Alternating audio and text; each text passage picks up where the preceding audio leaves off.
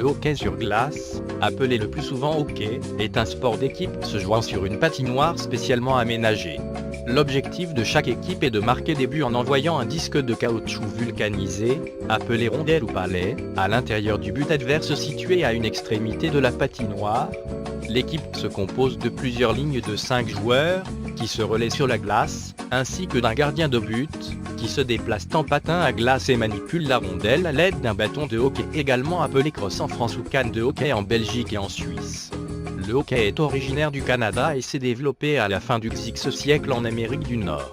Sport de vitesse, il est souvent qualifié de « sport collectif le plus rapide du monde », mais c'est aussi un sport violent avec ses mises en échec parfois dangereuses. Au niveau mondial, le hockey est pratiqué dans de nombreux pays et un des championnats les plus connus au monde est celui de la Ligue nationale de hockey en Amérique du Nord qui existe depuis 1917. Des compétitions internationales récurrentes sont également organisées par la Fédération internationale de hockey sur glace, plus connue sous le sigle anglais IHF. Ainsi, chaque année des championnats du monde sont organisés que ce soit pour le hockey sur glace féminin ou masculin et ceci pour différentes catégories d'âge. Enfin, tous les 4 ans ont lieu les Jeux Olympiques où un tournoi féminin et un autre masculin sont organisés. Depuis l'Antiquité, l'homme a joué à des jeux où un objet était frappé avec un bâton incurvé. Ainsi, sur un cours rose datant de 400 ans av. Ces deux hommes nus sont en train de jouer à un jeu, courbés en avant avec un objet en forme de crosse à la main et une balle entre deux. Plus tard, une peinture de Peter Bruegel, Chasseur dans la neige, 1565, montre des joueurs qui utilisent des bâtons courbés pour jouer avec un petit objet sur la glace. L'utilisation du mot « hockey » pour désigner de tels jeux est attestée depuis 1785-1527 pour hockey, mais son étymologie est incertaine. Il dérive peut-être du vieux mot français d'origine germanique, qui désigne un bâton de berger en forme de crochet ou encore du mot iroquois hockey. Les immigrants européens ont introduit en Amérique du Nord une multitude de jeux similaires au hockey, tels que la crosse française, le shinty écossais, le hurling irlandais et le hockey sur gazon, joué en Angleterre. Ces jeux semblent avoir été adaptés pour être joués sur la glace et avoir importé certains aspects du jeu de la crosse, comme la dureté physique, jouée par les Amérindiens de la famille iroquoise.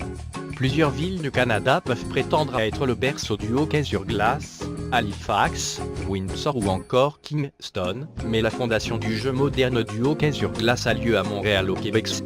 En effet, le 3 mars 1875 un match de hockey sur glace avec des règles est joué pour la première fois en intérieur, au Victoria Skating Rink sous l'impulsion de James Creighton, membre du club de patinage et juge de patinage artistique.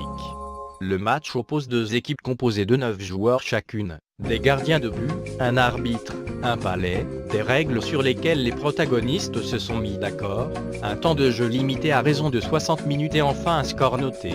La plupart des matchs ayant eu lieu avant ce match sont souvent des matchs extérieurs, avec des balles et rarement des règles bien définies. Le choix d'une rondelle en bois en lieu et place d'une balle de crosse se justifie par la volonté de ne pas abîmer les vitres des fenêtres et pour limiter les risques de blessures dans le public. Les crosses du match sont fournies par Creighton qui les a fait venir de la Nouvelle-Écosse où elles ont été fabriquées par les Micmacs. Ce match est annoncé au public dans les pages d'un journal de Montréal, la Gazette de Montréal. La tenue des joueurs est rudimentaire puisqu'ils portent des maillots de rugby, des shorts et des bas de laine mais sans aucune protection. Les patins qu'ils portent viennent également de Nouvelle-Écosse où ils ont été fabriqués par la Star Manufacturing Company. Il s'agit d'une simple lame de métal qui vient serrer la chaussure du joueur et peut être libérée par un levier. Même si le jeu moderne ne naît pas concrètement ce soir, le mouvement est lancé et la structure va petit à petit se mettre en place. Le match prend fin au milieu de la deuxième période à la suite d'une bagarre entre les joueurs de hockey et les membres du club de patinage de Victoria.